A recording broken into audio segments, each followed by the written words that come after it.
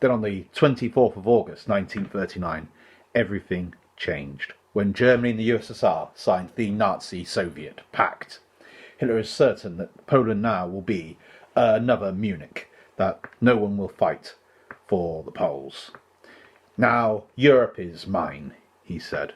On the 25th of August, Hitler asked Mussolini what it would need to enter into a war.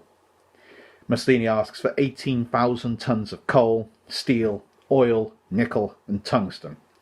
Germany can't possibly give this amount of resources to Italy and releases Italy, however, from its alliance obligations.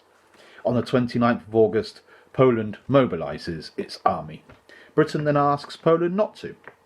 And so Poland cancels its mobilisation plans, causing absolute chaos when 2 days later, on the 31st of August, it starts to mobilise again. These messages don't necessarily arrive in the same circumstance. Some Polish soldiers who have other jobs, they'll get a message saying don't mobilise, and then they'll get two messages saying to mobilise, or get two messages saying to mobilise, and then a message saying not to mobilise. It causes absolute chaos amongst the Polish army.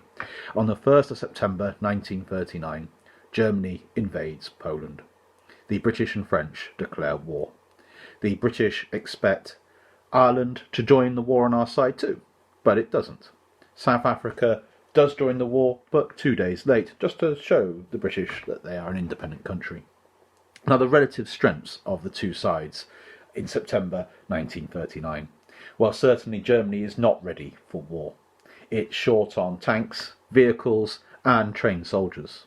It possesses little iron ore, no oil, copper, tungsten, bauxite or rubber. It's not got enough farmed land to feed its own population. On the other hand, the British have the world's largest fleet, the world's largest global trading network, and it's the world's largest arms exporter. It has access to imperial manpower and was already matching German aircraft production by itself. The British were making 662 planes a month, the Germans 691 planes a month. But of course there is also the French.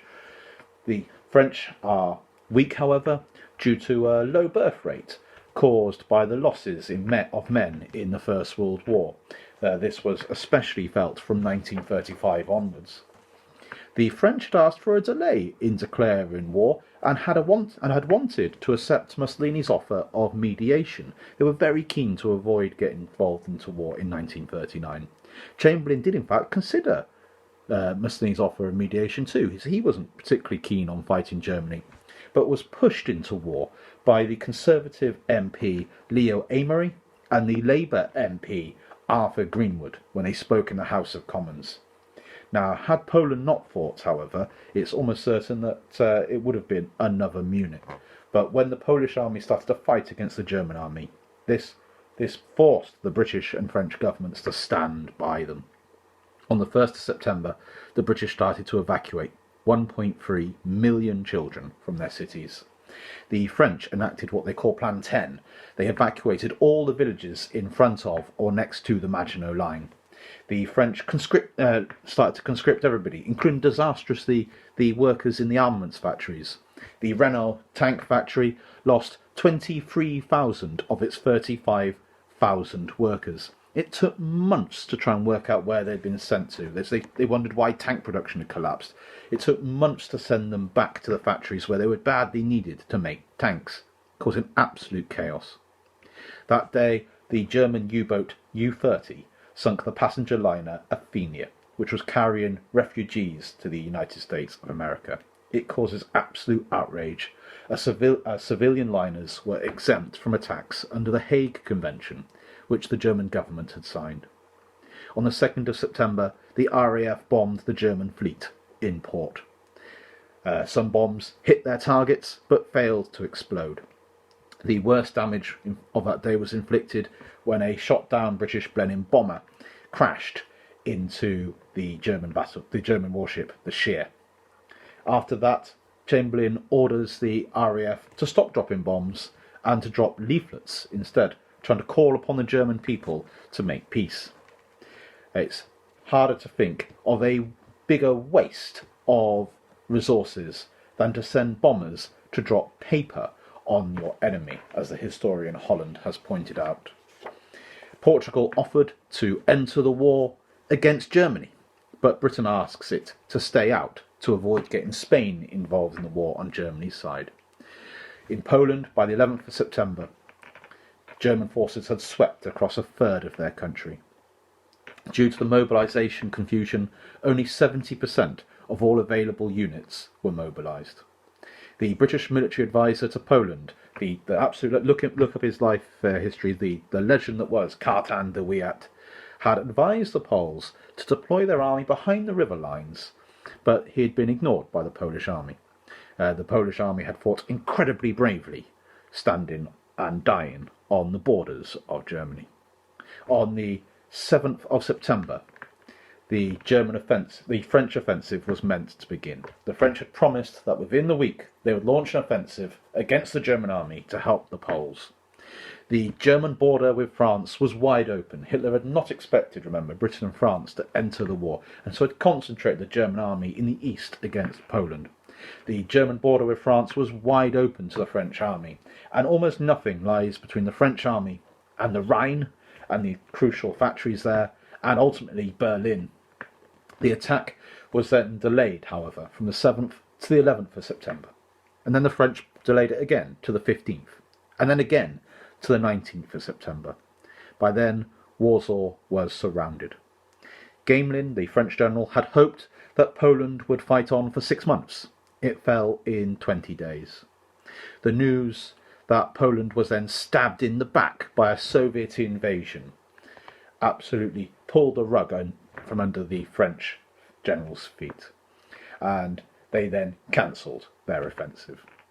Instead, all they did was advance 10 French divisions, 8 kilometres, along a 12-kilometre front, occupying villages that had been abandoned by the German army in what the French called the Saar offensive. And I have here a quote. 10th Platoon tried to continue the advance, but was halted by the fire of an automatic weapon. A generation earlier, the French infantry, the so-called Paolu, or hairy ones, had advanced over ground torn up by shell fire into withering storms of machine gun and rifle fire. Now, entire advances could be held up by a single weapon. On the 4th of October, the French army halt the Saar offensive and pull back to the Maginot Line. And so they prepare to fight in the west. Now, the relative strengths. By September, the French had an army of 6 million men, 1,735 frontline aircraft and 1,600 reserve aircraft. And some, like the D-520 fighter, were very good. The Farman 222 bomber carried the heaviest bomb load in the world. The French S-35 tank was probably the best tank in the world, and their Char B-1s were also the heaviest tanks in the world, better armoured than anything the Germans had. The French had 11,200 artillery pieces to Germany's 7,710. But the French army is badly short of anti-tank guns. Most divisions still have no 47mm, the ones that had been designed in 1935, and were instead equipped with a 25mm more obsolete anti-tank guns, and even these are in short supply, so most of them are using First World War era 37mm. Most divisions in the French army have no anti-aircraft guns available at all. Also, as soon as war had begun, the British and French had set up a Supreme War Council, the SWC. Now, this hadn't happened in the First World War until 1917, and so lessons had been learnt. They also set up a joint purchasing committee and an Anglo-French coordination committee to run their respective war economies. Now, neither of these things had happened in the First World War. Plans were also made to make the two countries like each other more. The Marseillaise was to be sung in cinemas in Britain after God Save the King. English and French were made compulsory in schools in both countries, and English schools were told to teach French cooking. And so some important decisions have been made, but how to win this war, apart from what to do in British schools, had not really been discussed.